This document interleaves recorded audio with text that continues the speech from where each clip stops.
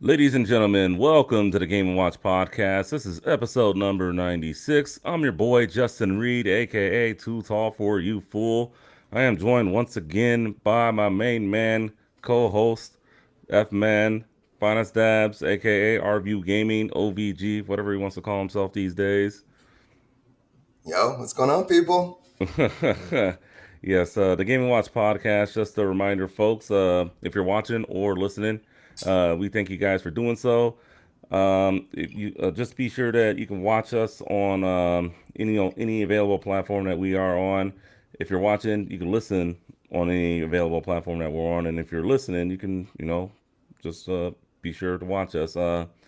If you are listening, there will be a link to where you can watch the show in the show notes. So just keep an eye out on that if you'd like to go through show notes, along with all the sources and stuff that we use for today's episode. If you want to reach out, gamingwatchpodcast@gmail.com. We will read your questions or comments over air. Usually toward the end of the show, we'll do that. If you're watching us live, any comments made, we will do toward the end of the show. And just also a reminder that we do have a Patreon, so definitely support us on there. Any dollar donated to the show will make the show better for all, including us, the host, and you, the listener or viewer. And also, if you want to follow us on a personal level, all our links to where you can follow us will also be in the show notes. So, with all that out of the way, let's get in episode 96 rolling. How you doing, F? Dude, 96. 96. I'm doing well. Yes. We're almost there. We're almost at episode 100. Yeah, it's coming. It's coming quick. Yeah, I'm it's doing coming well. quick. I'm busy as ever, right before the show. I had two crying kids. Aw. So one, I was like, he didn't want to watch Encanto. He wants to watch Rainbow Kids on Netflix. And I'm like, kid, we're not watching Rainbow Kids. No one wants to see, no one wants to see that. Actually, it's like power rainbows or I don't know, something with rainbows and power and kids. Anyway, there was that, and the other baby was just wanted to be fed. But other than that, I'm doing great. I'm doing really good. Not as tired as I was last week at this time. So, how about yourself? How you holding up? I'm good. Woke up early, 6:30. The sun's shining right into our bedroom. Went for a walk. Been walking 3 miles every day this week. So just trying to Nice. be active, all that good stuff. I can walk a little over 3 miles within an hour, so that's good. I should probably start up the game a little bit. Start running or jogging or something. I was doing it a while back, but I just kind of fell off the wagon, and Okay. all Okay. that just happens. And then otherwise, it should be a good day today. Just relaxing. As you can see, I got this new mic here. So if you guys are, for those of you listening, yes, I updated my mic. I'm a biter. I copied my main man, OVG here. You know what? It's high quality. It's just in any normal circumstances, I would be like, yeah, you totally bit me. Like, but it's a quality mic and it works. Yeah. And that's the main thing. So the people out there can hear what you're saying and hear it clearly.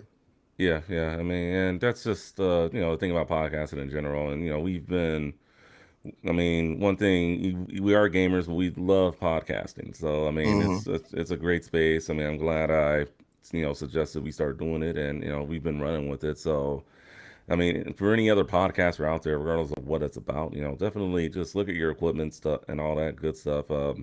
It's not going to come overnight. I mean, we can tell you Yeah. that right off the bat. Yeah. It's not going to Slowly come been overnight. upgrading our equipment Yeah, over 3 years. Yeah, for yeah. sure. So definitely take a look. It's called the HyperX Quadcast S. For those of you that Hmm. interested, I'll even drop a link in the show notes after when I get all that ready to go. Um, so, with that being said, what are you playing? Or have you just still been on daddy duty and No, no. I mean, I'm playing games in my free time. I mean, we jumped on Turtles in Time. What is it? Turtles in Time? Not Turtles in oh, Time. Shredder's Teenage Mutant. Revenge? Yeah, Shredder's Revenge. The other day. Might as well be Turtles in Time, but no. We jumped on that together the other day, and then other than that, I've been playing Spider-Man Miles Morales still. Okay. I don't get a lot of time on it, but I usually on it just about every day. I jump on and I'll pop in and do like one mission. Usually takes me about 30 minutes, and yeah, and then I'll hop off, and yeah, that's my gaming time pretty much on a daily basis because that's pretty much all the part of me. That's all the Mm, time that I have right now. So yeah, Spider-Man Miles Morales. I'm the PlayStation Plus subscription, so I was able to download that. It's on my console, and then I created a folder just for my PlayStation Plus subscription games, and then I'll just keep on downloading them there and playing them. And then we get a new drop of games, or yeah, we got a new drop of games. So yeah, I'll be seeing what other games I want to download from that subscription, and yeah. yeah. All right. Sounds good. As for me, I mean, it was a pretty busy week at work this week. So, I mean, I played, Shredder's Revenge, jumped on that a little bit. And, that really's been about the only game I've been playing right now. Just, leveling up my characters. And, I mean, I know we're going to be talking about it a little bit later, but I think the replay value on it is, pretty high in my opinion, especially if, Mhm. you got guys that, that consistently want to play it. And then actually, I did play a game last night, Tetris Ultimate. It's the Ubisoft one. I was playing that on my PlayStation yesterday. So Mhm. yeah, good Tetris game. If you're just looking for some regular Tetris, or you can always, if you have a Switch, Tetris 99, that's always available. But otherwise, I mean, that's really it. I mean, I probably do plan on playing a little bit more next week. I know there are a drop of games coming next week that we will talk about later on in the show, and toward the end of the show too, for the games coming out next week and all that good stuff. So hopefully, so hopefully we are ready for those games. Excuse me. All Mhm. right. So today on the show we will be discussing. Um, we'll be having a discussion about games being delisted. We'll talk about a situation that happened earlier this week, and unfortunately, we got to talk about this again. I don't really like talking rumors on this show, but we will be getting into more Switch Pro rumors. Dot dot dot dot dot again. So I mean, it is what it is. We'll talk about it, but I figured it'd be a good discussion for this week. But first, let's get into the gaming news callouts. And we'll start with Sony and Western Digital. They have licensed SSDs for the PS5. The SSD drive, which is the SN850 NVMe drive. They sell them in 1 terabyte, 2 terabytes. Looks like if you are going to get one, I would suggest that. But it looks like PlayStation is going to license them now. I think you could probably still get it $10 cheaper if you just get the one without the PlayStation license. But I mean, because when these consoles license these, the prices tend to go up. Mhm. Um, yeah, so it's about what 150. I was thinking about getting one for Prime Day, but I really just want to get that 2 terabyte and just be done with it, you know. So I'm kind of just holding out until we see a little bit more of a price drop Well, in the you two need terabyte. a big price drop, right? Yeah, yeah, I just I mean the 2 terabyte is 279, and yeah, then the 1 terabyte is 169. yeah. So I don't know, man. That's gosh, I could this do is I the could I could do 1 terabyte for like 150. I mean, the 1 terabytes I could do those easy. yeah. Um, but the 2 terabytes I can do a little bit. Yeah, that's just way too expensive, if you know what I mean. Oh, hi, baby. How you doing?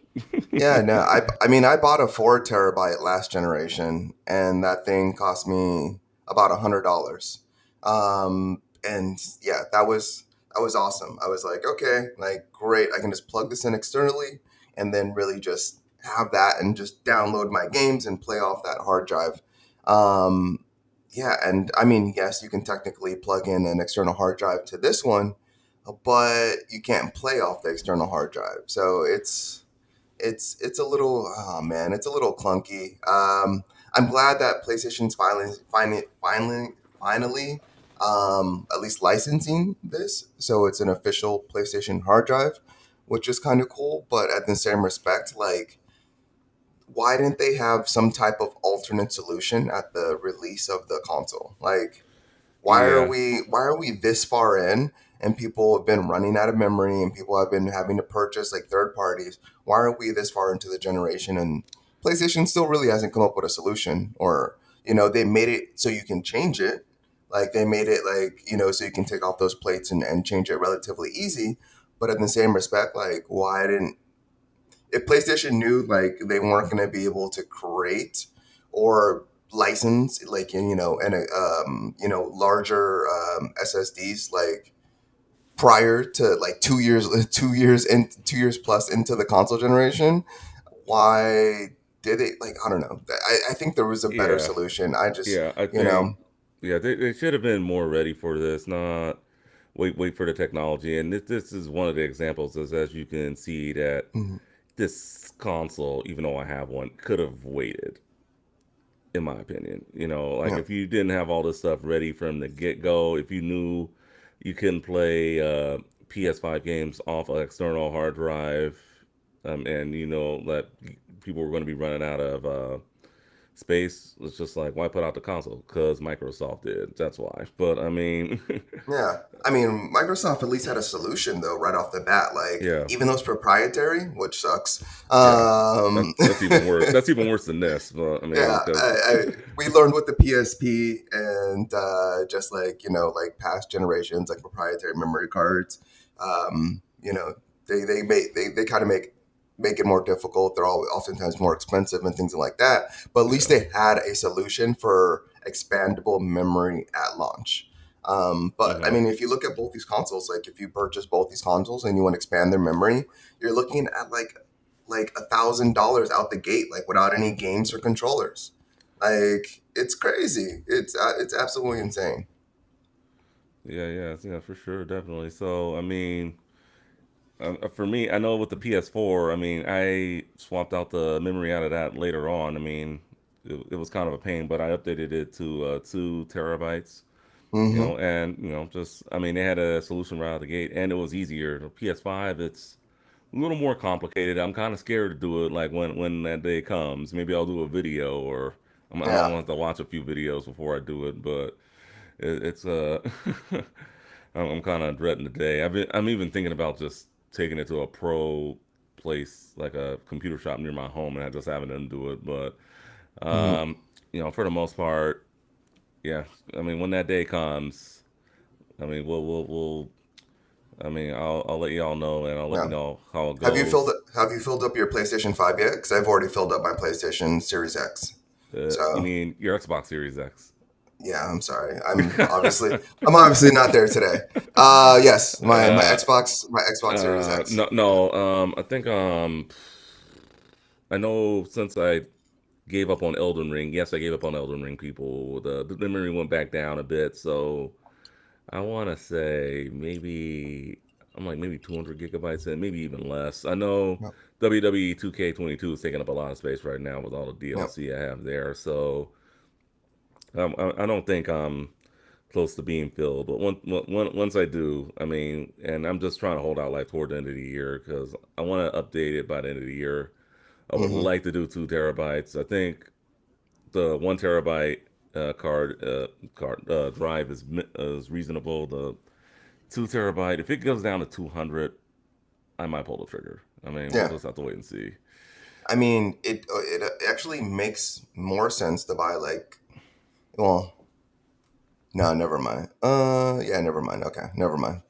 I had a point that I thought was relevant, but it actually isn't. But yeah, no, the 2 terabyte, I mean, I would sit on that, like, even like if you can, like, I would sit Mm, on that like another year because the technology is going to get cheaper. yeah, And the way this current console generation is going, like, I only see it. I, I only see this console generation actually being longer than past generations. Like the generation usually averages like 7 years. PlayStation Two, we saw them, developing those consoles for 10 years. Honestly, this mm, generation, I feel like there's going to be more iterations. I feel like they're going to take a Nintendo Switch approach, and we're going yeah, to I get think like so too. I think we're gonna get like two, three versions of these consoles, and with those two, three versions, I think they're all gonna be backwards compatible. Honestly, I see like maybe like unless something like significant happens, like in the terms of like SSDs and technology like the GPUs that they put in these basically computers slash consoles. Yeah, Yeah, I honestly I can see like an 11-year generation this time around. Just with the COVID and the shortage of production shortages and supply yeah, and everything that's happening currently.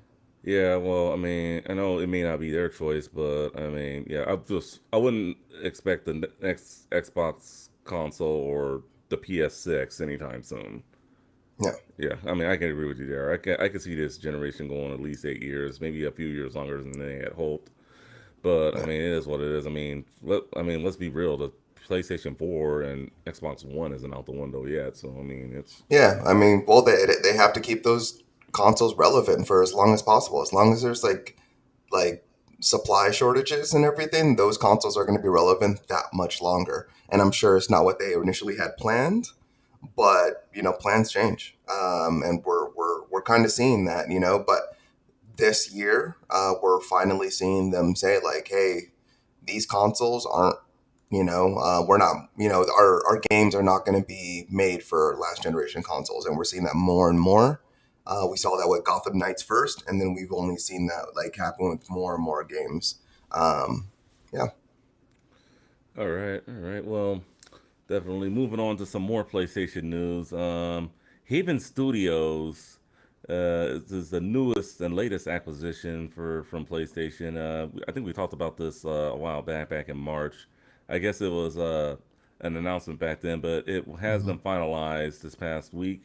And with the PlayStation, Sony, acquiring Haven Studios, the cloud technology should improve. This studio is headed by Jade Raymond. You know, she was formerly with Ubisoft. I don't think she's really done anything in a while, but she is pretty popular in the studio development cycle of gaming.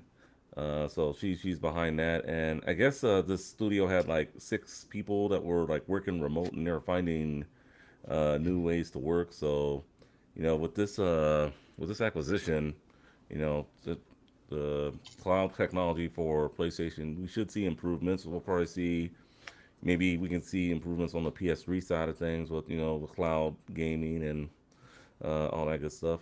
What are Hmm. your thoughts on Haven Studios being officially in the PlayStation family now?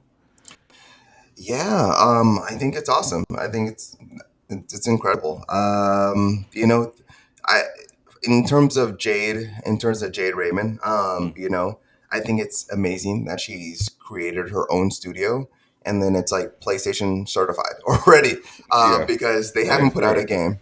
Like Hmm. Jade Raymond basically had a idea of like what she wants to facilitate through her studio, and yeah, she created the studio and picked a whole bunch of people outside the industry because a lot of her games have not been developed, or Yeah. not developed, but they haven't been released.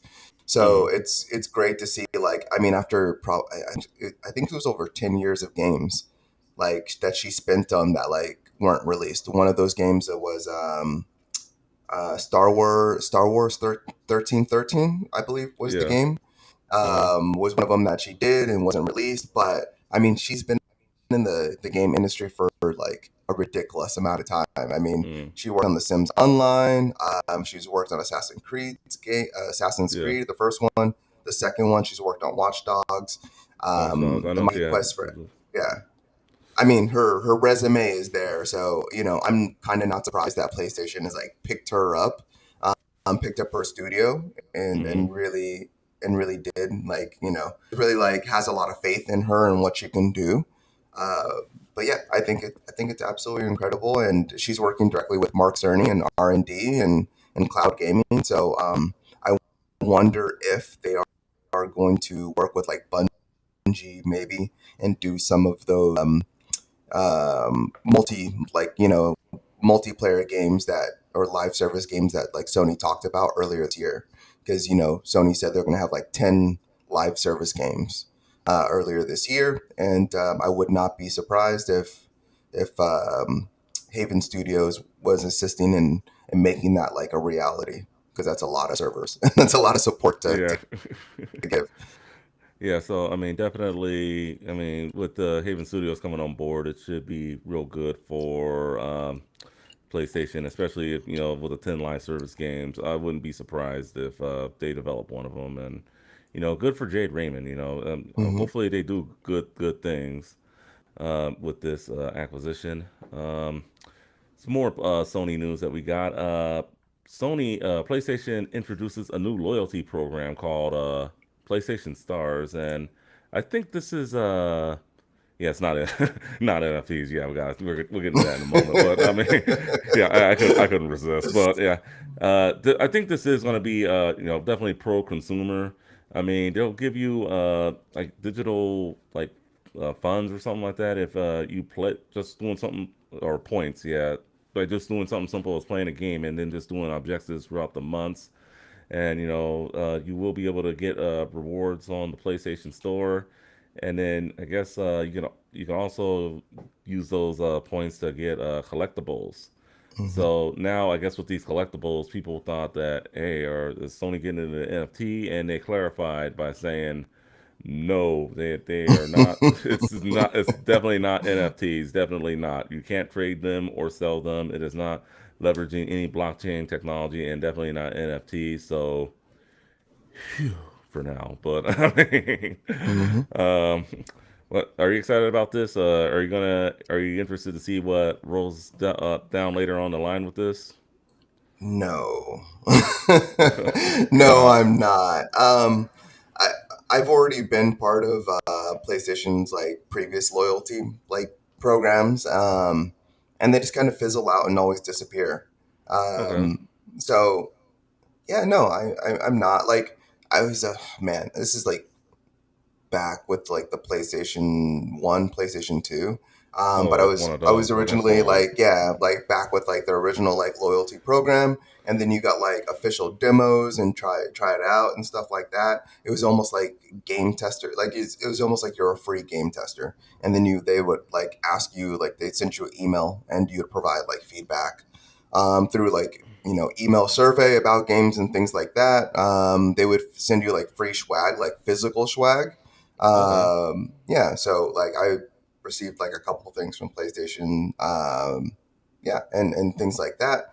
But no, I'm not particularly Well, at least you're excited honest. about their loyalty program. Like this is going to be digital rewards, so you might receive things. I don't know what you're going to get. Well, they say So it's not. Well, they say it's not an NFT and it's not available for trade or sell or anything of that nature. I mean, am I excited about it?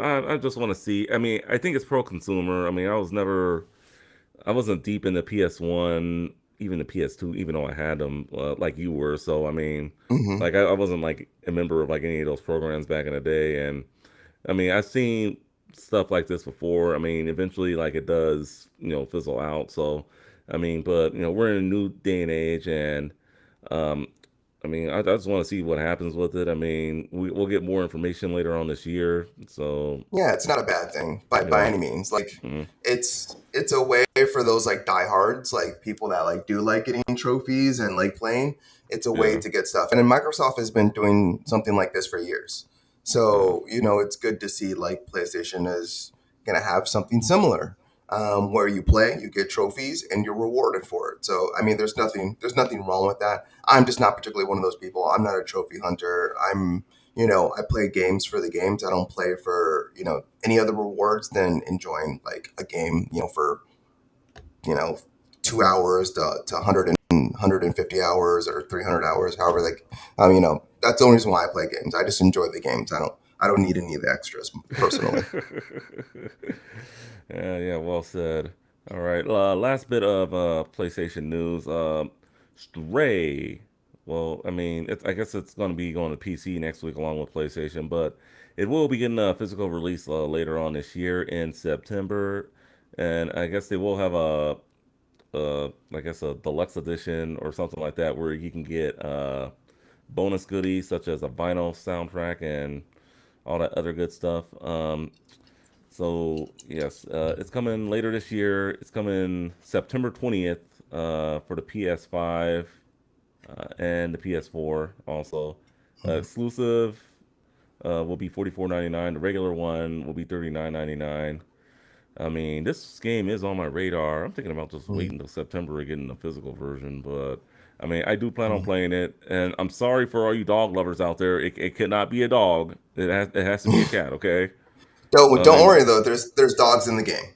That is confirmed. that So there is dogs in the game. Okay. Okay. there's Sounds dogs in good. the game. Yeah, you have to run away. Uh, You got to run away from them.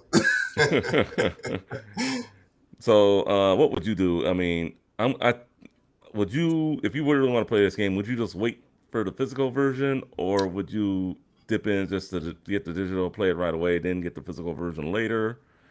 Um, Well, I I, don't I'm know. I'm one of the lucky few. So Oh yeah, that's right.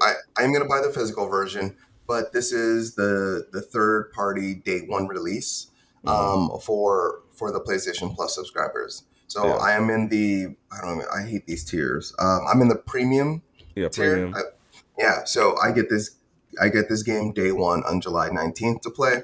And yeah, I'm excited to play it. And then I will go out and buy the physical version as long as the game's not trash, which I don't believe it will be.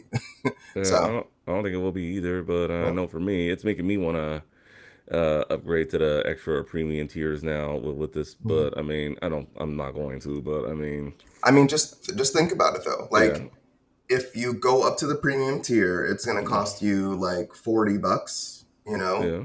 It's going to cost you about $40 if you go to the premium tier. This game, how much does this game retail for? It's going to Uh, retail I want to for say 41.99 for digital yeah. copy. So Yeah, yeah, it's $39.99 for the at least for the physical edition that they're releasing, and then it's 44 for the other physical copy that's with the exclusive edition. yeah, So I mean, if you do buy either one of those copies, then it's already paying for itself. yeah, Um, so I mean, it's something to think about, but in the same and there's going to be other games. You pay yeah, for a year, so there's going to probably be other games that are day one exclusives that are third party that might pay for themselves. But like it's one of those things. It's like Game Pass, this Netflix, yeah, Amazon, yeah. blah blah blah blah. Another Like subscription, like and yeah, it's like I mean, it's great that you get the games, but I'm just be real with you. I don't got time to be playing all those games. But I mean, yeah. I could be worth it. I mean, I know my current subscription expires in November, so I think they'll do something like what the Switch did. They'll give you a prorated rate if you just want to upgrade. So I Mm-hmm. could just do that and then just do the $60 later on down the line. So a lot to think about. I mean, we'll see. I'm not gonna think too hard about it, but just so you guys know, Stray, if you guys are interested, for you physical collectors out there, physical releases coming this September. All right. Any more PlayStation news you want to talk about before moving on to Nintendo?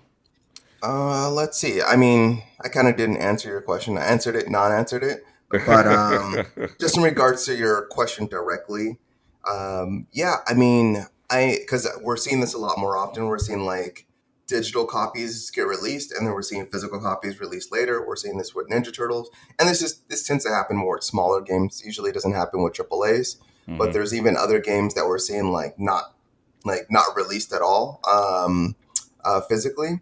And yeah, man, like I know we're gonna talk about this more later, but Yeah. if I wasn't getting the game on PlayStation Plus, I would do one of two things. Mm. For certain games, like if it's like a game big enough, like that I'm like really hyped for, I'd purchase it right off the bat. Like purchase it usually digitally, and then I'll go back and purchase the physical edition later. Yeah. Especially in instances like this, and I'll just purchase it like when it's like maybe like a year later, 2 years later when it's discounted. Or I will just purchase. I'll just purchase the physical when it's ready. But it just depends on the game. So tomato tomato. But I usually for a lot of games I purchase both. For like the top game, like my top games I purchased both. So like God of War, I have both physically and digitally. Final Fantasy VII, I have both digitally and physically. And there's like quite a few games that I have like just both. Because I Hmm. purchased digitally first and then I purchased physically at a later point. All right. Yeah, sounds good. So, yep. I think after you saying that, I think I know what I'm gonna do. But if it's I think I'll just download it digitally. If it's a great game, I'll get the physical copy. Yeah. Oh yeah, and just so you guys know, I am 8-bit is the one taking care of the physical releases, and you Hmm. should be able to get it on Amazon if you guys are interested. We'll leave a link to the article in the show notes if you guys are more interested in wanting a physical copy. All right, let's switch gears here. Go to Nintendo. It looks like they really are serious about getting into the motion picture business as they buy an animation studio and form Nintendo Pictures. They are Hmm. buying the studio Dynamo Pictures.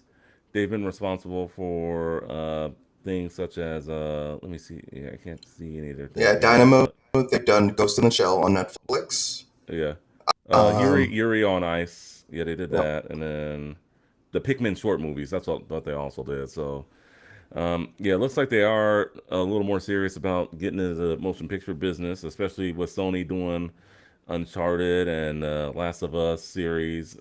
The Twisted Metal franchise also, and then of course, Sega and Sonic is killing it right now. So Hmm. I mean, what?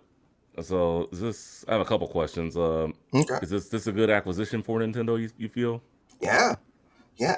Absolutely. Nintendo, like as long as Nintendo's been around and as many games that they've put out, they're still a relatively small studio. Mm-hmm. So with them licensing out their characters, or with them building theme parks, and this is their second acquisition for the year. They've been Yeah. relatively small acquisitions compared to PlayStation and Xbox. This is a great acquisition. So the only thing I would say is like I hope Dynamo still can make the other things that they're still make other IPs and work on other IPs as they're working with Nintendo. Like I don't want Dynamo to be like all Nintendo all the time because they do Yeah. some great work. Like they're doing an Ace Attorney VR game. Like I Yeah. said, they like did Ghost in the Shell for Netflix, Mm-hmm. and then they've done some other games like I don't know. I I think want to it's say Pocket Monsters, but it's not uh Pocket Monsters. But anyway, um, yeah, they've done a lot. They've done a lot of different work. So, and they've been doing it for 30 years. They've been working at the CD like a CD. I'm sorry, CG production business for about 30 years. So, this is going to be good for Nintendo, and yeah, I'm looking forward to see what they do. Like what Dynamo is able to do with their IPs. I think that's going to be awesome. I can guarantee we're going to see a Kirby, show on Netflix, and probably in the next 3 years. Yeah, I want to see. Hopefully they can do maybe a Donkey Kong or Yeah, Legend of Zelda. But do you think there's going to be like a new Nintendo universe, cinematic universe, like Marvel has with? maybe something not that like expansive, but yeah, Uh, and we're definitely gonna get. cartoons and shows and even more Nintendo video games. Like, Yeah. um, because I mean, this company does everything. This company does, they do 3D animated cartoons, they do commercials, they do movies, they do VR. So it's really all encompassing. So I mean, that's all going to be available to Nintendo. So yeah, we're gonna get a lot more and a lot like a good variety of new Nintendo IP. All right. Yeah, for sure. And then my last question for you. Do you see other gaming studios following doing something like this? I mean, we talked about earlier this year, Capcom and Mega Man, Sega. I mean, do you think we can see any more video games going to their own show or the big screen, like say Konami and Metal Gear, or uh, You that know, just yeah, I mean, we're always gonna get people like leasing out their IPs. Like, yeah, could we get like a Metal Gear game or a cartoon or movie movie? or Yeah, yeah, that'd be absolutely. But incredible. it's mostly most of the time it's not going to happen in house. Yeah, So like this is now Nintendo's in-house company. yeah, And that's going to be the biggest difference. Like, yeah, we can see that other stuff, but it's going to be like leased out to third parties, and it's not going to be all internal. We're not going to see like Konami or whoever else purchase an animation studio, and then see them make movies and things like that. This is very much a Nintendo move because Nintendo has the characters to really pull this off. yeah. Sony, with them making Sony Studios, Sony has the characters to pull this off. Mm. Microsoft, they don't have really like a Microsoft, you know, Halo, well, animation, and they don't, yeah, they don't. That was CFD, yeah. Microsoft isn't there yet, but Microsoft's working on getting yeah. there. I just Uh, don't think Microsoft's going to be there this generation. Maybe, maybe the maybe we next 10 get years. yeah, Microsoft hasn't really focused on creating new IPs, and the new IPs that they have, worked on creating, they've kind of fallen through. And then Mm, like all these other video game developers, like they're developers, they're yeah, not, my Nintendo's a developer and publisher, so yeah.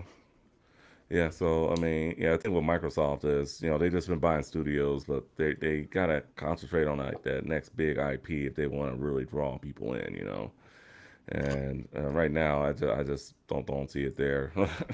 yeah. I mean, I'm just being real. Um, all right, so Nintendo also had two big announcements this week. Well, I guess one big announcement, one just I guess okay announcement. The first announcement is another Kirby game is coming to the Switch. It's coming sometime this summer. I don't think there is a release date. It's I guess a Fall Guys style type game. It's called Kirby's Dream Buffet, and it looks all right. I mean, I didn't really get into the whole Fall Guys thing, but it's been a big year for Kirby. The Kirby and the Forgotten Land which came out back in March. Really good game, and they got this coming out now. So, I mean, does it look exciting? I mean, I guess if you're a big Kirby fan and your kids like Kirby or something. I guess it's the alternative to Fall Guys, in my opinion. You got any thoughts on this announcement, F? Oh, here we go. Here's the trailer. Um, Yeah, no, I mean, it looks actually. I think it looks better than Fall Guys because it seems like there's more variety. Hmm.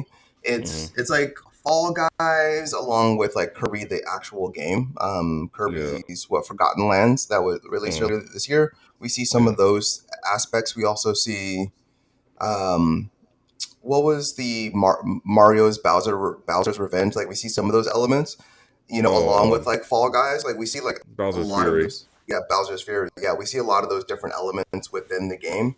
So I think it's gonna be awesome. I think it's gonna be fun. I think I also see some Mario Party in there. In Yeah. addition to that, so I think it's gonna be a lot of fun. I think it's gonna be one of those fun games for just you and your friends to play, and that's where Nintendo thrives. Yeah. Um, so yeah, I'm excited for it. This trailer got me like relatively hyped. I'm just like, wow, I would definitely play this. Especially like with my two boys and stuff like that. Hmm. Like I'd be I'd be really down to play. Like let's let's all grab some Joy-Cons and get down on this game together because it looks like a lot of fun. All How right. about you? For me, I mean, I'm not sure if it's free to play or, I mean, if it's a standalone game. I mean, I think it might be free to play or I guess free if you have the Switch, I guess. I'm not Hmm. too sure, but I know they are going to be doing some more Kirby announcements throughout this year since it is its 30th anniversary this year, apparently. So, yeah. Kirby's Dream Land came out in 1992. Wow, that was 30 years ago. Okay, so yeah, 30 years of Kirby. So looks like they definitely are showing the little pink guy some love. Now, I do have Hmm. a question about Kirby, and one of my coworkers, I guess she really likes Kirby. We were chatting it up a little bit about Kirby, and she asked me, "Is Kirby a guy or a girl?" Um, Neither. okay, I think it's a guy, but I don't know, I could be wrong. Kirby is gender neutral. Kirby refers to himself as a they or a it Yeah. or a them. I don't know. I figured you would know since you've played way more Kirby games than I have throughout our gaming lifetime. So Kirby I is was just here asexual. Yeah, asexual. asexual. So, All do you right. see any genitalia between those legs? No, no. Kirby doesn't discriminate. Kirby eats everyone. Yeah, and spits it out. I still think it's Sorry. a little. I still think it's a little funny how Kirby was in Link's Awakening. Yeah. Just out of nowhere, just like, oh, there's Kirby or fake Kirby or bad Kirby. It's just funny. I don't know if you ever played Link's Awakening back in the day, but Mhm. it's just I think it's funny how it was just randomly in the game. Well, that and a bunch of other Nintendo I think characters.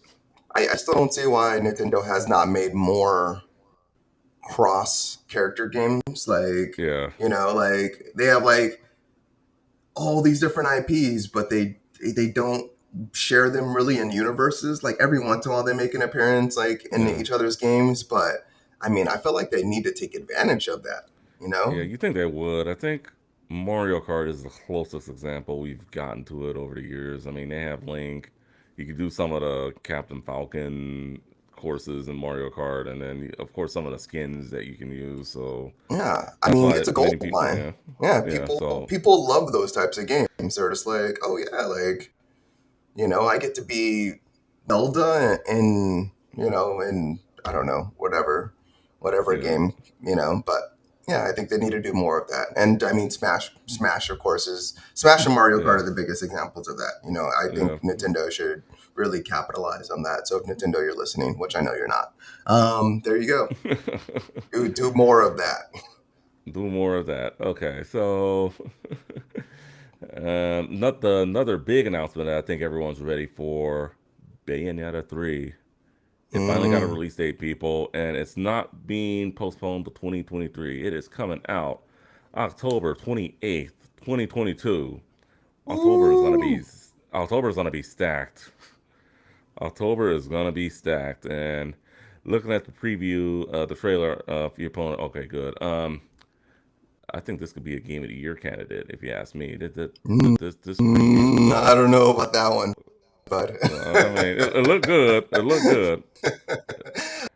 Bayonetta is always looked pretty good. I mean, and the gameplay's always been fun. Just it's never like it has its fan club, like in its crowd, but as a game of the year candidate, I mean, it's going to be more of the same Bayonetta, and especially since it's only released on the Switch, is I'm sure it's not going to be doing anything revolutionary.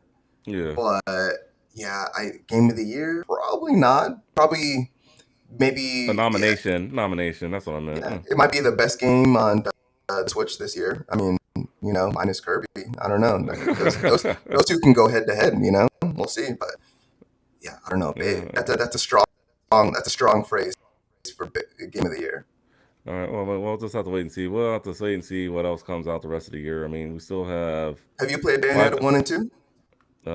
No, I have not. Okay, But I yeah. mean, I haven't played 2 since it was on the Switch, but I played 1 and I loved 1 and I couldn't wait for 2. mm, Um, and then yeah, then what's it called? Nintendo, you know, paid to publish Yeah. the game, so then it only came out to Switch, so Mm, which was pretty devastating. I think this franchise needs as much love as possible, and I think it should be on yeah. multiple consoles. But I'm glad I got a third one. Yeah, Oh yeah, I see the dog from Astral Chain, and just it's yeah, just a just Shiba Inu. Yeah, it's my yeah. dog. Well, I Yeah, mean, Platinum Games. I mean, I don't know if it's going to be the same universes or whatnot, but yeah. I mean, so far so good. I mean, I've been impressed with what I've seen, and just if I really want to dip into it, I mean, maybe I'll give Bayonetta 1 and 2 a shot. I mean, right now is backlog season, so Yeah, I mean Bayonetta's like $9 on the PlayStation Store, so it's like 9.99 or whatever. So yeah, yeah. easy pickup. They have like a Vanquish Bayonetta package at that. So if you want to get like Vanquish also and Bayonetta, you can definitely do that. But yeah, this Bayonetta looks really cool. Yeah, I'm glad you like in this one you can kind of like your summons. You know, your hair is your weapon, so your hair becomes like these giant like creatures. Like you can become your summons, and she's a witch, so yeah, Mm, she's just been slowly like transforming, and like before it used just to be limbs, it used to just be arm or a leg or a mouth. But yeah, in this one, like as you can see, like it's a giant kaiju battle, and I'm so oh, man, I really want to play this one. mm. Yeah, Well, Bayonetta is a great game. Love well, it. if you really want to play it, you could always buy a Switch. Yeah, I know. Maybe I will one day. The other aspect to this is they're adding a. It's called Naive Angels mode. I don't know if you Hmm. saw that. And the Naive Angels mode, it takes away nudity from the game, which Oh yeah, I is saw that. I saw that. yeah, yeah, because yeah, when she's doing her summon, she's like completely nude, and then her Hmm. hair is like circling around her. But since it's on the Switch, I'm sure Nintendo was like, "Hey, we need you to add a mode. You know, we don't want you to take away from what the game has done, but you need to cover her up." And so, Yeah, well, I yeah, mean, you could take it off or turn it on or turn it off. I mean, it's up to you. But yeah, with I mean, Nintendo has gone a little more like loosening up over the years. yeah. Like allowing Night Trap to come to the system, that remake. But they do have that family friendly image they do want to maintain. So Which is like, hilarious because if you go to mm, the Nintendo eShop, you know that thing is littered with littered with like Japanese like just just rated M games. You know, it's kind of funny. It's actually really yeah, funny. yeah, yeah. Yeah, Yeah, I mean, yeah, the eShop. I mean, like I said, they've gotten edgier over the years. So, I mean, but if it's published by them, they don't want to take any chances, like when it comes to that sort of thing. So, hmm all right. Last bit of Nintendo news. If this is a free game trial, so by the time you're listening to this or even watching this, it might be over. But if you are curious on how the MLB The Show runs on the Switch, well, you can download it for free from right now to um, let's see, July 21st, first 11:59 p.m. Pacific time. You can download a free trial of MLB The Show, and if you are interested in purchasing it, you can purchase it for 50% off, and that sale ends on 7/22 at 11:59 p.m. Pacific time. If you are going to do it, just make sure that it requires a download of at least 17 gigabytes. You might need a micro SD card, which is sold separately, but those shouldn't be too expensive these days. With that being said, you think do you think people should download the show and give it a try on the Switch if they really are curious to see how the game runs on the Switch? yeah. I mean, absolutely. I mean, especially and if the Switch is like your only console, um, then yeah, absolutely. You know, I don't know if you've seen anything about like how it's currently running on the Switch, but I haven't heard anything negative. Uh, but Yeah, you know, not like really.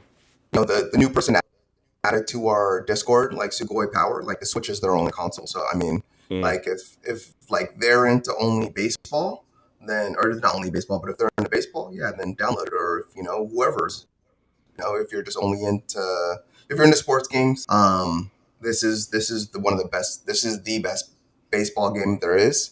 So and you're not able to play it on the Switch, so I would say yeah, give it a shot. yeah. Yeah, better than RBI baseball, if you know what I mean. But Hmm. yeah, I'm sure did. I haven't heard really any complaints about this game running on the Switch. I mean, it just unless not a lot of people have bought it, which I think is the case. But just for the most part, I know they do dummy down these sports games so they can run on the Switch. But I mean, I think it is a good deal. But we're halfway through baseball season. I think for me, if I really want to play it, I'll just go and I'll probably just wait for an even bigger discount and probably get it on the PlayStation and just play it on there. I mean, that's just me. But I mean, if the Switch is your only console, I think this is kind of a sweet deal right now, especially if you are into sports and love baseball. And um, I mean, for those of you that do play baseball games on the Switch, this is better than RBI baseball. I'm just letting you know that right now. Just RBI baseball doesn't even come close. So with that being said, game trial MLB The Show 22. Download it. It's free right now, up until the 21st of July. All right. So far, so good. We're rolling along. Now we are going to talk some other stories going on in the world of gaming. We're going to talk a little bit of Teenage Mutant Ninja Turtles, both Shredder's Revenge and the Cowabunga Collection. Um, First, we'll start with Shredder's Revenge. Um, I'm very impressed when I read numbers like this. It has sold over 1 million copies the few weeks that it has been out so far. Shredder's Revenge, and I guess that's across all three platforms. Well, four if you include PC, because I believe it is available on Steam also. But just the PlayStation, Nintendo Switch, Xbox, Steam. It's it's been doing real good, and for the most part, um, it's a great game. If you haven't played it, you definitely gotta check it out.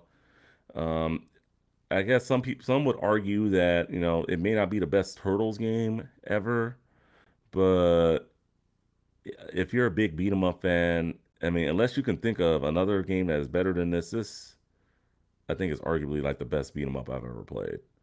So I mean, definitely give it a try, especially if you're a Turtles fan. I know some of y'all out there are probably waiting for that Cowabunga collection. I thought this game was just going to be average, but this is just great. Give this game a go. This can definitely hold you over until the Cowabunga collection, or you may be in the category of I don't really care to play the Cowabunga collection.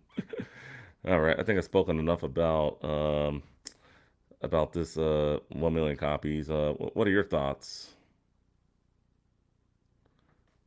Finest, I think you're muted. You're muted, man. You're muted. Yeah, thank you. I think it's definitely a must play.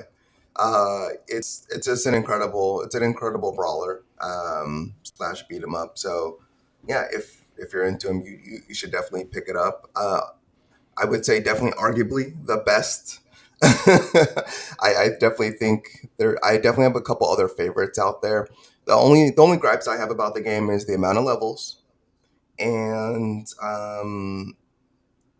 yeah, and then I guess that's really it, and maybe the variety in the levels. And I think I've Mm, spoken about this a little bit prior in earlier episodes.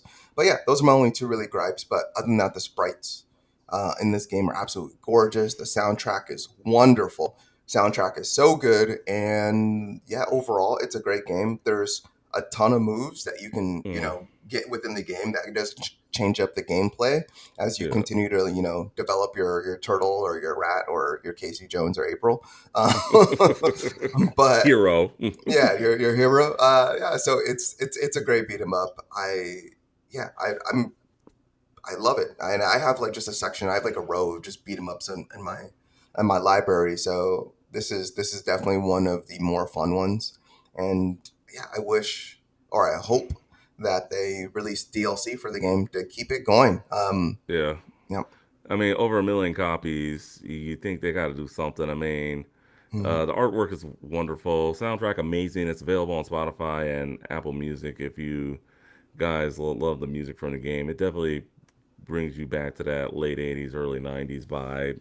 And then, Ghostface, Killa, Raekwon on that Shredder battle track, and then Mega Ran, and yeah, just it's excellent. I mean, hopefully it is nominated for some awards. Definitely indie game of the year, best music. The artwork is amazing.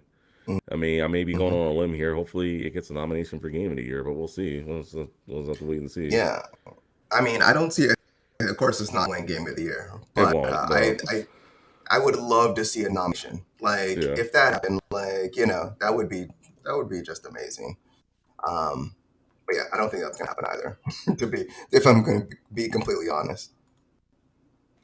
yeah, and then right now, my computer screen is going fuzzy right now. All right. Uh, Let me move some of this over. All right, so the next story we're gonna cover is looks like we got some news on the Cowabunga collection. I think PlayStation Underground put out a 9-minute video of some boss rush. Well, I don't know if it's boss rush or not, but bottom line, just the turtles beating up Rocksteady and Bebop, I guess. Yeah, I But don't think it was boss rush. I yeah, think it was just the bosses. yeah, Yeah. just so well, mainly Rocksteady and Bebop. So, with that being said, so you can definitely check that out if you want to. We'll have a link, but definitely look like a pretty good video. You get to see just the old games and some of the Game Boy games, which I did not play early on. So with that being said, just yeah, the Cowabunga collection, and then they also put out like a real funny trailer, kind of like this one that we're watching on screen right now. But with that being said, it's just a bunch of turtles. Mm-hmm. Yeah, just a bunch of turtles, and I thought it was just funny. I thought like, what, Konami really put this out, but then like I saw that like it was like a joke or something, and then Hmm. they are going to be at what is it, Comic Comic Con. Con? Yeah. Yes. So yeah, they will be at Comic Con, and just with that being said, um, them being at Comic Con. Okay. Yeah, yeah. You Well, got I mean, anything else to say on it? no, no, no, no. I meant to say that they're gonna have some news. So hopefully, with this news, we get a release date. And that's the only thing I don't really like about like collections like these, or just like in general. Like they say coming in 2022, and it's just like give us a release date already. Like, come on, like what are you Really? We don't doing? have a release date for this one? No, not yet. Okay. I mean, I don't think so. So I mean, hopefully we get one next week. Uh, so let's see. With that being said, um, all right, and then Next. yeah, next topic. My other screen is still like a little fuzzy right now, so All right. Let me take it over for a second. yeah, So, for yeah. the next topic, Multiverses Open Beta launches this month. And for Multiverses is that WB game, Warner Brothers game. And yeah, right now they're currently just revamping the game to make sure when it releases, it's going to be fire, really. So with Multiverses beta coming out soon, do you see yourself playing when it comes out, Justin? Multiverses. Like I said, I'm not the biggest fan when it comes to like the fighting games, but Hmm. I mean, we'll definitely. It has a great roster of characters, like Shaggy from Scooby Doo, Tom and Jerry, Bugs Bunny, um, and then the DC universe: Superman, Batman, Harley Quinn, Wonder Woman, just to name a few Yeah. characters there. I'm sure like a lot of it's going to be part of like a lot of tournaments and everything. So Mhm. we'll just have to sit back and see what. Um,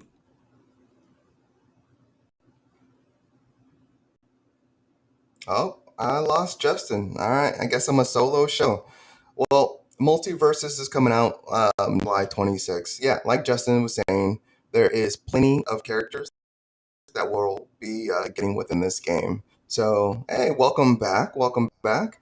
I was just talking about multiverses a little bit and saying that, like, so far, all these Smash Brother likes, we got PlayStation All Stars Battle Royale, we got Nickelodeon All Star Brawl, we're getting multiverses, none of them have really done it right. Everyone has been trying to copy Smash and that particular style.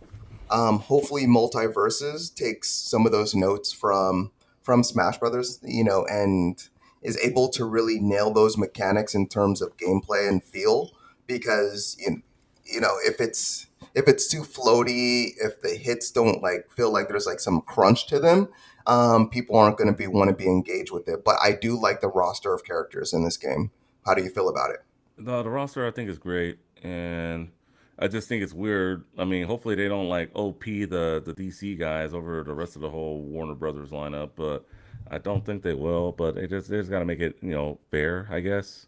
Hmm. So I mean that's just that, but I mean it's going to be part of like tournaments and stuff like that. With like, among these games like Super Smash Brothers, the Nickelodeon All Star Brawl, PlayStation Battle Royale, just all those.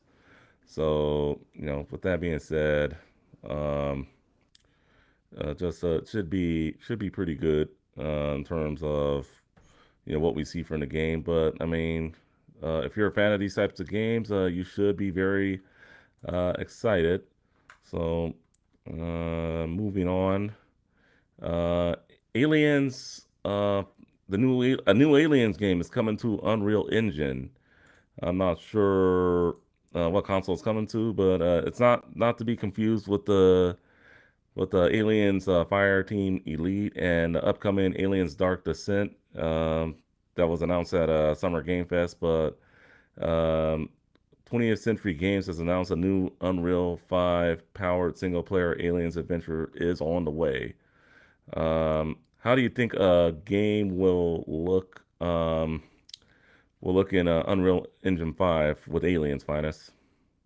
I mean, that's an easy question. I think it's gonna look gorgeous. Have you seen like the tech demos for Unreal 5 so far? I I mean, mean, they've well, we seen the few that we've seen. I mean, we there was nothing really for this game, but been. for the most part, I mean, from what I've seen so far, I mean, they can do incredible things with aliens. At least I think. I know. I So, mean, if it's anything like Alien Isolation, and it's a single player like Aliens game, I think it's gonna be absolutely great. Aliens has had a lot of, I mean, in all the games made, like they haven't been. There's been a lot of Aliens games, and they all haven't been, that great, and they haven't been fire. So I'm, looking forward to see what Survios or Servios, the developer, does to see what they do with Aliens. And they've made a couple okay games. Like they've made what like Big Rumble, Kree Champions, and The Walking Dead Onslaught and stuff like that. So I'm interested to see what this developer can do with the Aliens IP. all right, and then last bit of news for our gaming news call outs. Finance did not want to talk about this a few weeks back when I was preparing one of the outlines for one of the episodes, and Whoa, whoa, whoa, asked. whoa, whoa! Hey, that's messed up, man. Throwing me under the uh, bus like that.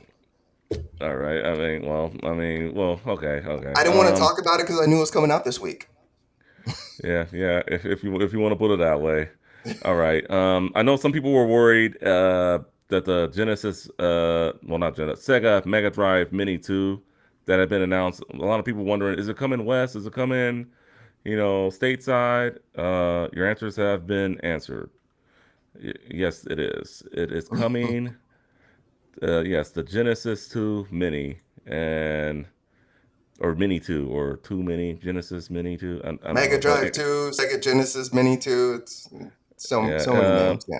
yeah, so many names, but yeah, a second Genesis Mini is coming to, it's coming stateside, and I guess Amazon leaked it during its Prime Day or something, but looks Hmm. like it's gonna be Amazon exclusive.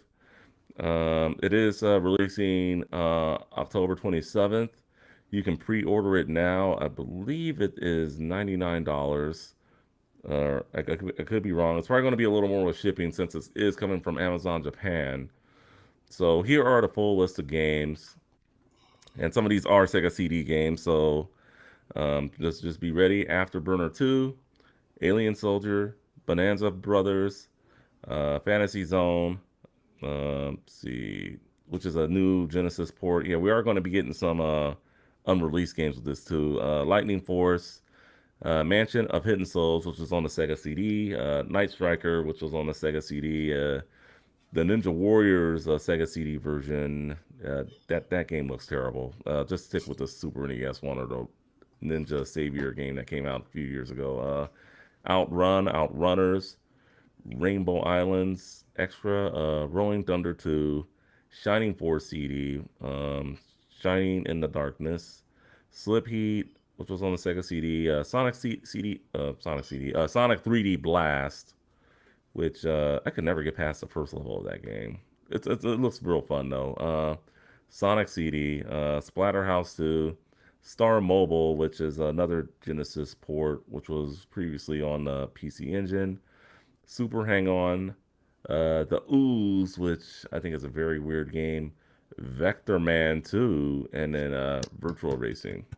I know you're happy with Vector Man 2. Looks like it is going to be with the price of, so I said $99. I lied. $103, and shipping from Japan is going to be about $22. So it's looking like it's going to be about 125, almost 130 altogether. If you do want to get this, it's going to have over 50 games, so not all the games have been announced yet. I don't think we will see any repeats of what we saw on the first Genesis Mini. As you can see with the picture, like this is the second version of the Genesis, which I think looks a little better than the original version. And you're getting a 6-button controller this time. 6 buttons, woo! Thank God. Celebrations. Yeah. Well, I mean, well, they have the Sega CD games, and I think a lot of those games did require Oh yeah. the 6-button one. Um, what are your thoughts? I mean, can retro gamers celebrate with this one? Yeah. You know what? I mean, once again, these games for a long time have been accessible through other means. Yeah, It's great to see that Sega's releasing more mini consoles. I think just having a mini console, like a one place to go to get like all those retro games and you still get like that feel and that look of the old consoles is great. It really just takes you back, especially if you grew up with these consoles. So I'm excited to see it come to the States. That price tag though, like we don't know the price yet. Like that's just the estimated price tag. Like the Japan listing is listed for that $103 that you talked about, and yeah. then It keeps fluctuating. Like I heard it was 99 at one point. At another point, yeah, I heard it keeps going like up and down. yeah, I think that shipping is what kills it. I mean, you could just wait till it gets to like the stores because I know like the other Genesis Mini, it was readily available in stores. If you wanted one, you could have one. yeah. But even I think, those now are like relatively pretty expensive if you like try to buy like buy yeah, them right now. Yeah, I'm excited for it. I'm excited to be able to kind of plug another console into my setup and have that available anytime, or if like a couple of years, like I said, like my sons are going to be able to play video games. So I'll be happy to like plug one of these mini consoles into their system, be like, you got to play these games before you get like those better consoles. So yeah, I like yeah, having them readily available and being able to play my HD TVs without having to use one of my projection CRT TVs. yeah. So I mean, it looks good. I mean, I do want it. I'm not gonna lie to you, but yeah, that price tag, $100 and shipping.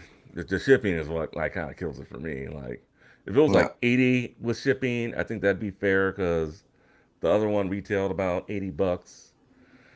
I don't know. It's I'm really going to have to think about this one. I mean, I want it. I really do want it, but I mean, we'll just have to wait and see. as for as much as you talked about it and throwing me under the bus earlier, you think that this would have been a day one buy for you It so since might you would be. have talked about it on every podcast. Well, hey, don't blame me. Sega finds a way to get back on the show every time. I don't know, like whether it be talking about Sonic, whether we're talking Hmm. about other games that they're putting on the Switch.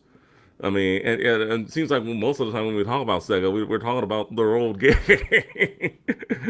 I mean, I mean, most of the time, not all the time. that's their bread and butter.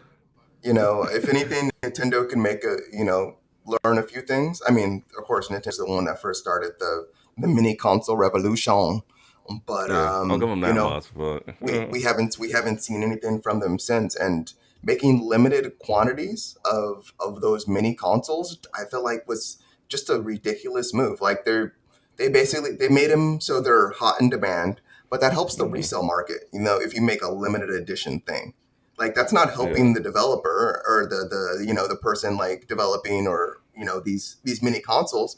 They should have made them way more readily available so people can purchase them and not make limited quantities.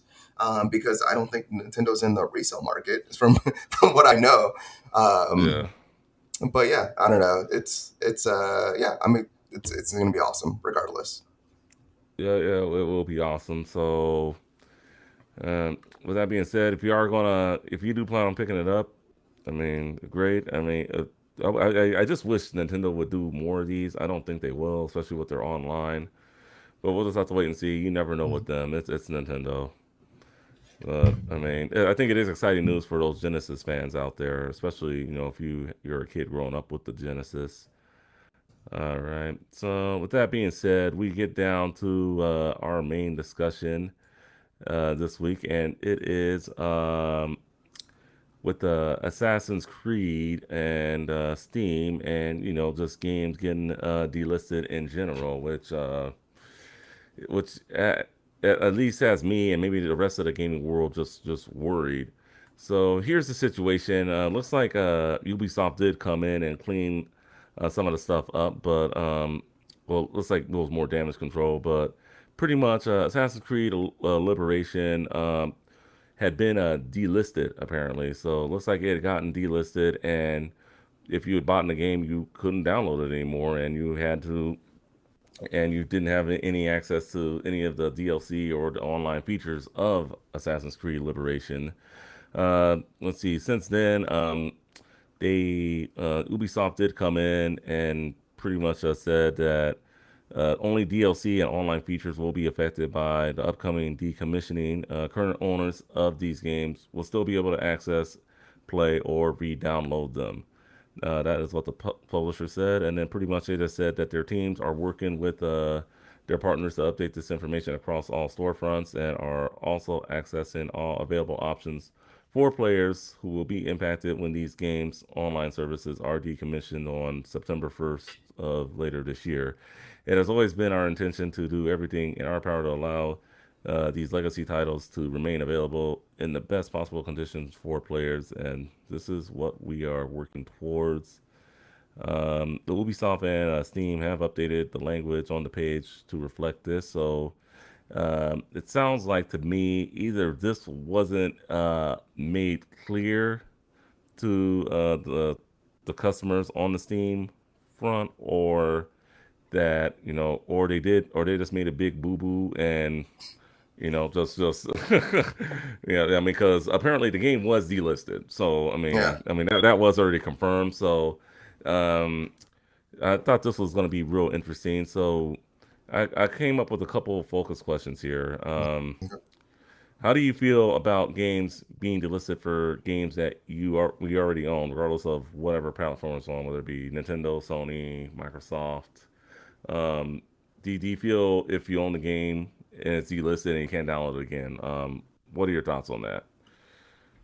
You know what? Obviously, I'm not happy about it. I talked about this on previous episodes, but Yeah, it's kind of the thing that we signed up for with the digital future. We want to be able to download games, and we want them to be more accessible and ready to go on our consoles. We want to be able to fire up our consoles and go like in a couple seconds. Which is something that we've definitely been asking for. But in the same sense, since games are not since we're not buying games physically anymore or as much, and we got this digital future, we're leasing these games. that Which scares is me. the thing. You don't own the game anymore. You just have the game, and it's accessible to you for however long it's able to be leased. And I think that's the part that's rough, like if with Steam was like to be like, hey, we're done, we're we're closing down our business, and PlayStation was like, oh, we're closing down our online store, and all these other companies just, or the servers are too expensive, whatever the case, you would lose access to all those games that you purchased. And that's sad. Like that is like that is so rough. That's And money down the toilet, if you ask me. yeah, it is, and that's why I buy all my games. Like I buy them digitally and then I buy them physically. And even with the physical games, a lot of them, they all have to, not all of them, but a lot of them have to ping off on an online server. And if they can't ping to that server, then you can't play them. There's a lot of games that you cannot play. We had this problem with Gran Turismo earlier this year. Hmm. Gran Turismo, Yeah. is a single player racing game. But since it had to connect to the servers were down for a day. No one can play their game for a day. Yeah. And this is That's the future that we've kind of signed up for, and it's really devastating. And I don't know. What do you think, man? How do you feel about this? it definitely scares me. Hold on a sec. He's grabbing, for those audio listeners. He's grabbing something from his drawer. I don't All know what right. it is. Turtles in Time was the first Super NES game I saw. Yeah, Yeah, I mean, I have a clone console or the regular console. I could play the game. I don't got to worry about updates or anything like that, or it getting decommissioned online. Bottom line, if you have a clone console or a Super Nintendo, it still works. hmm You can't. I mean, even if you have like something just more recent, like Shredder's Revenge, for instance, if it requires online updates and like DLC later on down the line, who knows, that could be, it could be a possibility that, hey, if Dot Emu or Tribute Games just falls under, goes out of business, hey, we're removing this from our online store. That's a scary thought, and that's where game preservation is really important here. It's like we gotta preserve, not only the older games but the newer games as well. So, and just finally pulled up a list of delisted games here on the screen. Don't see the name, but yeah, just it's a scary thought, and just playing video games are fun, but I mean, I'll be the first to tell you that the hobby's not cheap, yeah, whether you play them or collect them. But yeah. I Video mean, video gaming is definitely not cheap. Yeah, for sure. yeah, so it's just years of people's hard work and your hard-earned money going into this, and just to be told that you can't play a game anymore, hmm it's just devastating in my Yeah. opinion. But And I I mean, think it really falls onto the companies to make them available. I mean, this is why piracy is so big, yeah. because they delist games and they don't make them available anywhere else. Nintendo's obviously notorious for this. And it's a tragedy that, like, you just that, like, you create a means where it's only available online, and then you just rip that away. And yeah, I created this, like, this little image of delisted games over the years that are no longer accessible. So if you're an audio listener, please jump onto our YouTube channel and view it. But just some of the games is Scott Pilgrim has actually been re-released, so Hmm. that one's no longer delisted, but that one was delisted for several years. And that Yeah. one was like, people actually fought for that game to be re-released, and that's why it's here. Marvel vs. Capcom 2 was on the PS3, which was delisted. That game retails for like $250 now. The cheapest you can probably find it is about 100 for resale. If you find it for the Dreamcast, like, it's super expensive. But then we have like other games like PT. I mean, PT, like, I had it in my library, and then it got delisted. Um, well, let me rephrase. I downloaded it to my console. I deleted it, so it was just in my library. But since it was in my library, I couldn't re-download it again. At least with Assassin's Creed Liberation, like, if like you delete it, like, you still have the game, like, you're still able to download it. And that's like there's this crazy like in between, where some games you'll be able to download still, some you won't. The online features still aren't accessible. On my little delisted games chart, I have like Deadpool. I got Punch Out. I got the Ninja Turtles Manhattan Project, I believe it was called, Tron. I You think it's know, Mutant Manhattan actually. Manhattan yeah. Project. That was on the NES. Okay. Well, yeah, whatever. But the games are here. I should have included the names, but I didn't have a lot of room. Um, yeah, you know what? And then let's see.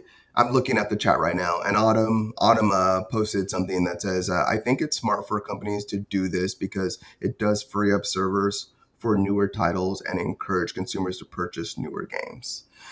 Which I kind I of do disagree agree. there. I do agree with in a sense, but in terms of like freeing up space, like if you're already having like libraries with like thousands and thousands of games, like it's a little bit different. And oftentimes games aren't delisted because of space. They're delisted for music, like they have licensed music in them, so Jet they Set they Radio. yeah, they delist the game.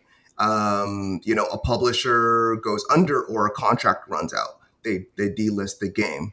They delist the game because of I don't know. There's a couple. I would just say search delisted games, and there's actually some crazy stories about why games have been delisted, but it's oftentimes not because of server space. It's pretty much. It, it's almost like not inconsequential when you have like when you're delisting like one game and things of that nature, compared to when you have like thousands. It really doesn't matter at that point.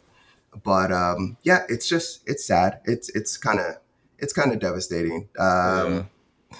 And then in terms of like Assassin's Creed in general, just going back to the topic, um, yeah, I think this is partly due to Sony and their PlayStation Plus and them Mm, getting like all the Assassin's Creed games that yeah. are soon going to be dropped on the new PlayStation Plus. So I think they delisted them for those reasons. And then we also saw like the same thing happen with Sonic. Yeah. Sonic they came out with a new game, so they Sonic they Origins. saw the Sonic Origin, so they just delisted like all the games everywhere else and made them more difficult for people to get their hands on. So yeah, I don't know. There's a lot to go into. There's a lot to cover. But any other thoughts that you have? Yeah. Well, I have really one more question. But I mean, I know for me, yeah, it's just a sad thing. But one more question I had.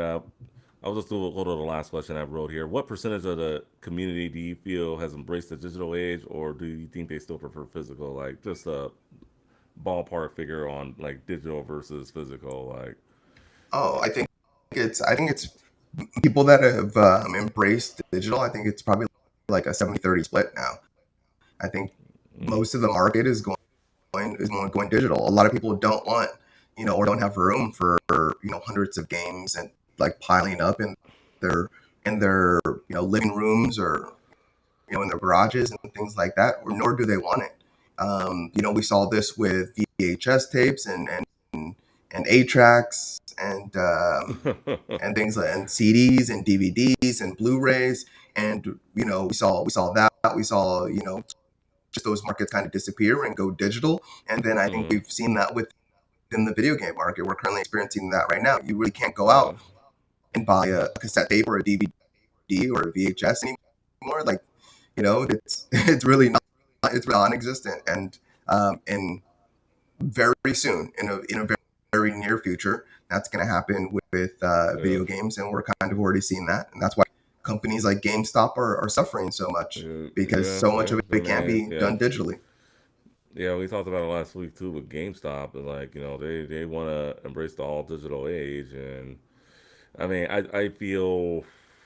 I mean, I know the people who love the physical stuff is a little bit on the downer side now. I want to say the split for me would be like 40-60. I know the digital age is winning. I know like a lot of people who I do game with online prefer their games digital, and they don't have the room for all that physical media. But this is what I was trying to do last week. I know I kind of flirted around with it a bit, with Sony, delisting those movies in certain regions because of a licensing issue. So it's Hmm. kind of the same thing with video games, just Yeah, oftentimes it it is a licensing sucks. issue. Yeah. Yeah, so I mean, it sucks, but I mean, even I don't want to come home one day and play a game and be told, even though you purchased this game, you cannot play it digitally. And Mhm. and like a lot of physical games we do get now, I mean, unless it's like a retro collection or something like that. I mean, let's be real. I mean, it's probably going to need a patch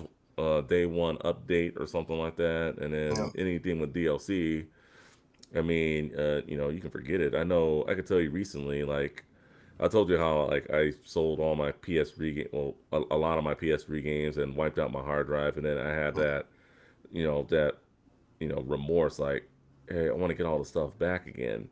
It Yeah. is. I was so thankful that you can go back into the PlayStation Store and re-download all your previous purchases, like DLC, Mhm. especially like with those old WWE games I had. It took a long time, but I finally Yeah. got it It'd all take a really back. long time. Yeah, but I mean, yeah, you got to get the game and all that stuff. But just like if you are gonna do something like that, don't be like me. Just really think about like, do you need this anymore? Do you want to preserve this? Do you want to go back Mhm. and play some of your old games? And it's just like, I know at the time it was just like wasn't making a whole lot of money. I usually sold games to get newer games, all that kind of stuff. But I make a little more money now. Just like in terms, I if I do play a game, unless it's a game I absolutely don't like or don't have any intention like on playing at all, that's when I will sell it to GameStop or a friend or a mom and pop spot or something like that. But just yeah, it's the Yeah. digital age. I think it's coming. I mean, I think it's closer than we would like for it to accept. I mean, if Yeah. that makes sense. I don't think it's happening this generation, but next generation, I could honestly see like PlayStation, Xbox, and Nintendo putting out consoles that don't have disk drives or cartridge drives or whatever whatever you want to call them. But I mean, people said that of last generation. People said that with the PlayStation 3. People said that with the PlayStation 4 and Xbox. Same thing. Xbox, very much. 360, the One Yeah. S. Yeah. No. Yeah. The 360 and yeah, the One S and everything and the One X. So the same thing that like those. They said physical's dead. Physical's dead. Physical's dead.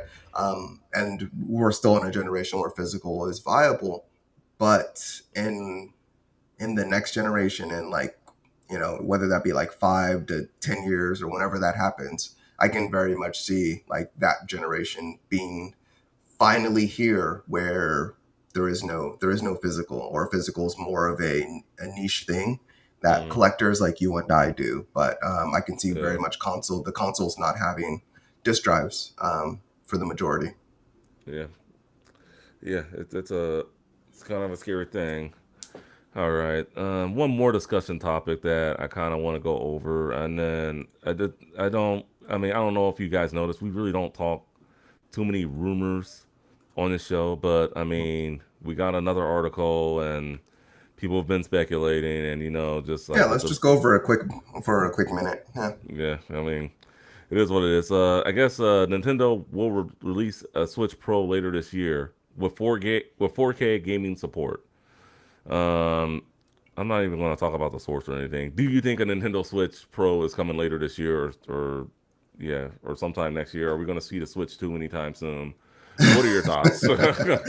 I mean, every news outlet has been beating this topic into the floor for the last like 5 years. Do I think it's coming out this year? No. Is it going to No, happen? Yes. you think it'll But happen? what are your thoughts?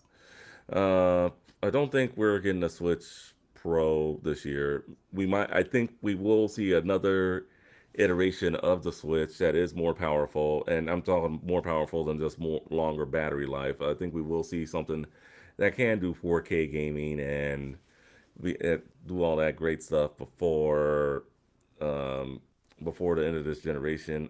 But I just don't see it happening this year, and just I think we'll get that before we get the next Switch, the Switch 2 or the new Switch, or whatever the hell they want to call it. But I mean, hopefully, if they do come out with the Switch 2, hopefully it does have backwards compatibility with the current Switch.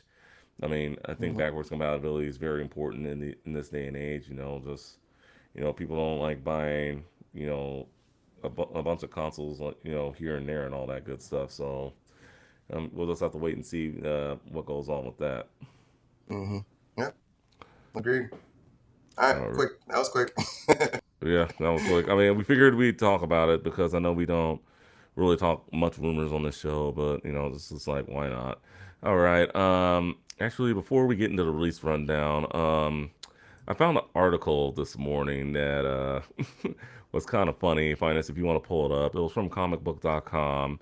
It was talking about the God of War release date. Apparently, a trailer came out with the date that you had selected.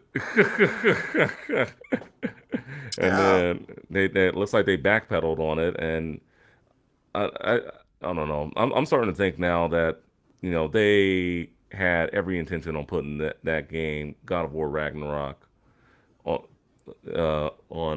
November 11th, the same day that Starfield was supposed to come out.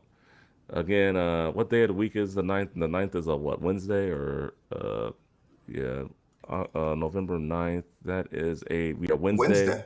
Yeah. So Yeah. the 11th would have made more sense because usually Tuesdays and Fridays, like you said last week, are usually the Mm-hmm. days that big AAA games releases come out. Yeah. Anything else during the other days of the week is usually just independent releases or like retro collections or something like that. Yeah. But no, this is yeah, they just straight up. I don't know, like, but I mean, Finest called it. You know what? I like I said, PlayStation listens to this episode. They just wanted to make me look like a fool because they get a nice little laugh about it every week. But yeah, no, it was. I think it's the greatest part about this is like they put out the trailer on accident, and then they just like delete it as quickly as possible, and then it was just captured all over the internet. Like it just like, you have to to work a lot quicker PlayStation. Like if you make a mistake, like you have to be a lot quicker because people will catch it. But yeah, man, it was so weird that they said it was going to come out 11/9. That's where I immediately know there's like that does not seem intentional, like at least immediately intentional. But as I said last week, it only makes sense for them to do that because you don't want people talking about like, oh, PlayStation's knocking it to Microsoft and they're stealing that Starfield dates and Starfield got pushed back. Another point for PlayStation, and then really pushing those console wars even further.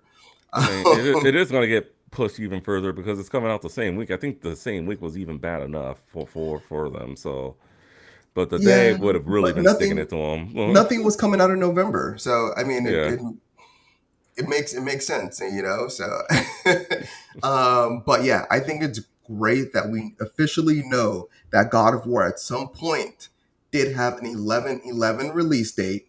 PlayStation made trailers with the 11/11 release date, and then they walked it back, and then they came out with the PlayStation release date in a Twitter post with 11/9 instead of 11/11. So I think that's absolutely amazing, and hilarious. Yeah. it'd be real funny if they delayed the game from November 9th to November 11th. I mean, That would it's be it, hilarious. it's kind of inconsequential at this point. Like it doesn't even matter. But it's absolutely. I hope everyone is laughing about this as much as I am. But just remember, this was the first place that said God of War was going to come out 11/11, and no one believed me. No one believed it was coming out this year.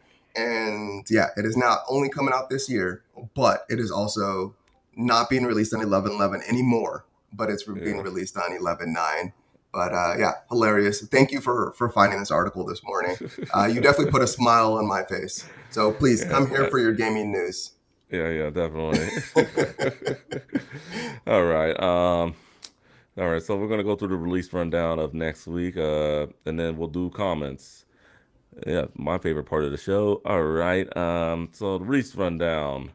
First, we'll start with As Dusk Falls, coming to the Xbox Series X and S, Hmm. Xbox One, and the PC, July 19th. Also, July 19th, we got Inlane Extinction is Forever, PS4, Xbox One, Switch, and PC. And then Fallen Angel, also July 19th, which is going to be on the Switch and PC. And then we also got Into the Breach, also coming out July 19th on iOS and Android.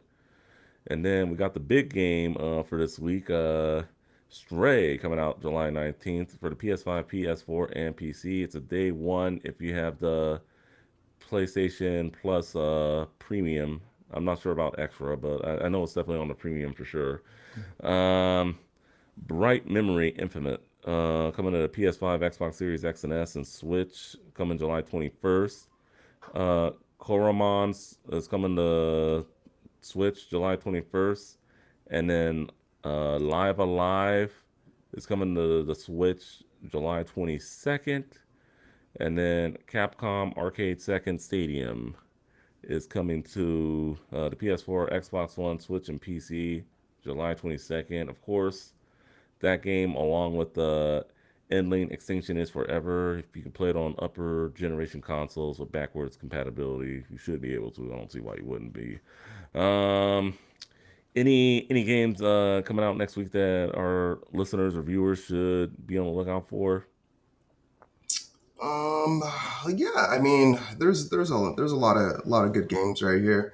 I think the first one that I would say off the top of this list is gonna be, you know it, Stray. Stray, Stray. Yeah, Oh man. yeah. I don't know. What is it about playing a cat in a post-apocalyptic world with robots? That just seems so amazing. Yeah. Yeah, no, Stray seems pretty awesome. I'm really looking forward to that one, especially since I get it for free. Not to brag or anything, but I think that's going to be pretty sweet. And I don't know if anyone else out there watches Love, Death, and Robots, but there's an episode in that Netflix series where there's robots and they're on vacation and they're traveling the world, and the only thing in that world is cats, and they are pretty much terrified of cats. So I don't know if like the developers of Stray like watch Love, Death, and Robots and were like, we got to make that into a game. But I can I can very much see that. So yeah, I'm pretty stoked about that. And yeah, I don't know. I think that's going to be the number one. I Yeah. will. I'll mention some other games, but what about you? What are you excited for? Besides Stray, which looks really good, another I think it will be nominated for a few awards at the Game Awards coming up. Definitely in the indie category for sure. I just gotta play it. Live Alive. Right now, the demo is still available on the Switch. So if you wanna try to get that, if you're thinking about getting that, definitely do so. Mhm. So for the most part. Um, yeah, so Live Alive. And then Into the Breach, I have it on Switch. I wasn't very impressed with it. I mean, I know it's a nice strategy game, but if you are into Advance Wars, give it a try. But I mean, you could just hold out for Advance Wars, which I hopefully still comes out later this year. Mhm. And then I guess the final game that I got my radar set on is Capcom Arcade Second Stadium. um, yeah, you can't. It's a bundle of over 30 games from Capcom. I think they do retro collections very well. One of the best, in my opinion. And you can buy the game separately if you like. I know they have those Mega Man arcade games on there, so those were pretty fun. So I'll definitely dip into those when I get a chance. But yeah, but I mean that's everything that people should be on the lookout for. As Fine. Dusk Well, Falls. I still have another. I still have another one. I wanted to get you in there also. Oh, I got But carried Bright. away. My bad. Yeah. Bright Memory Infinite Oh is yeah, an indie first person shooter, and that game just rave reviews, and is just really hailed to be like such a great game. It was delayed a couple times, but that game is fire. So if you're looking for a just a first person shooter that's not necessarily AAA. If you're looking for another one, if you're done with the Battlefields and Call of Duties, that is definitely one to check out also. yeah. I think overall this coming week is better than last week because last week was Oh just yeah, a whole lot of yeah. yeah. But I mean, it's gonna get better, and as the summer rolls on, you are gonna see bigger releases, Yeah, there's coming no out. big triple A's on the. There hasn't been any big triple A's the last couple of weeks from what I remember. All right. So, with that being said, I lost a lot of my comments since I had to dip out. So, Finest, if you want to go over the comments some of our viewers chipped in on. Yeah, so for you, those of you who don't know and that watch the show, we read comments at the end of every show. So if you've commented during that show, we read that at the end of the show in what we call chat room. But yeah, let's see. It looks like there's quite a few comments. Let's see. From Autumn, Autumn Reed. Let's see. So she says, or they say, I'm not quite sure if it's a he or she, but they say with She. the PS5, it seems easy to add the SSD. There's only two screws, so Justin, you don't have to worry about making a video. Okay. Let's see. Also, a great point out that the PlayStation Stars, the new loyalty program that we were speaking to earlier, it seems like a equivalent to Chuck E. Cheese tickets. Dave and Buster's, maybe. I don't Yeah, yeah, yeah. know. All the same. Let's see. Let's see. And then also from Autumn, we have a couple more. I will go ahead and read these quickly. PlayStation Stars, if it allows her to then earn a PlayStation 5, she's all in. Same here. I can totally agree with that. And then let's see. Multiverses, out of all the beat 'em ups that have come out this year, or just more in recently. Multiverses looks the closest to Smash in terms of gameplay. I agree with that one. Yeah. That's why I will be jumping into Multiverses July 26th when it comes out in that, or when the open beta comes out July 26th. Let's see. Maybe J Man, you can jump in with me a little All bit right. with. I know. What up to Extransis? I know he was. I know he jumped in earlier on. I've watched a few of his streams. He likes to Mhm, stream. I want to say League of Legends. So I mean, mhm, that definitely. What up to you if you're still watching? mhm. A couple more comments we'll read. Let's see. I believe the from Autumn once again. I believe the PS5 has already hinted at that, and with this new tier PlayStation Plus system, it's evident that they are pushing digital games and cloud streaming. And you're making me sad, Autumn. All right, and then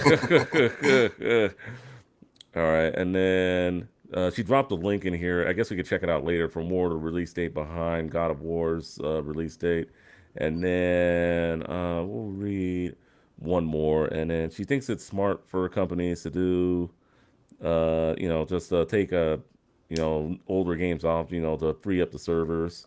So I mean, purchase newer games, and I guess that makes sense. But at the same time, people do love their old games. So Mhm. I mean, you make some good valid points. And then one more about the Genesis Mini 2. I am a Prime member. I'm not sure if I'll get that way because it is coming from Japan with the Yeah. shipping. So something that, since it is Amazon exclusive, something that Amazon could be doing is they could be just ordering them in mass quantity and then housing them in. They're not going to ship over each individual unit. So since as Amazon exclusive, they'll buy whatever amount of consoles, and they'll at the market rate, and then they'll sell them for $100. So if they cost like $50 to make, let's say, they'll buy 100,000 of them or whatever, and then they'll have that 100,000 here, and then of course they'll sell them at $100 or whatever that case may be. Yeah, we can Typically, only hope. typically how that works. Yeah, I mean that's how it always works in most cases. But Mhm. yeah, that's fine. All right, and with that being said, so for the most part, thank you for Oh, everyone who last wrote in. last Oh, note, real quick. Just a quick note to everyone: just don't post links in the chat. Otherwise, our bot will kind of warn you. So yeah, no links in the chat, but you're more than welcome to write in anytime. And now it's all you, J Man. all right. Thank you for that. And with that being said, we will do it. I apologize for the technical difficulties. My second screen kind of went black. So that's why I kind of had to jump out, and even then, I accidentally close the web browser that I'm on. But you've been watching or listening to episode 96 of the Game and Watch podcast. Catch us next week for another great episode. Thank you for watching. Thank you for listening. We will see y'all on the next one. Later. Bye, everyone.